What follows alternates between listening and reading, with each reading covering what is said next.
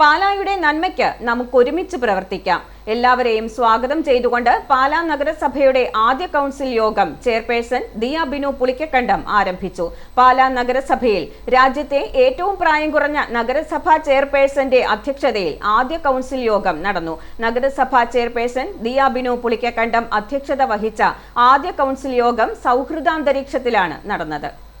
കൗൺസിലിലെ പ്രായം കൂടിയ അംഗം ഷാജു വി തുരുത്തനടക്കമുള്ള കൗൺസിലർമാരുടെ അഭിവാദ്യങ്ങൾ സ്വീകരിച്ച് ചെയർപേഴ്സൺ നടപടിക്രമങ്ങൾക്ക് തുടക്കമിട്ടു. പാലായുടെ നന്മയ്ക്കായി ഒരുമിച്ച് പ്രവർത്തിക്കണമെന്ന ആഹ്വാനവുമായാണ് ചെയർപേഴ്സൺ സംസാരിച്ചത്. എല്ലാവർക്കും നമസ്കാരം. നമ്മുടെ കൗൺസിലിന്റെ ആദ്യത്തെ യോഗമാണ്. കൗൺസിലേഴ്സ്, ഉദ്യോഗസ്ഥർ, മാധ്യമ സുഹൃത്തുക്കളെ എല്ലാവരെയും ഞാൻ കൗൺസിലിലേക്ക് സ്വാഗതം ചെയ്യുന്നു.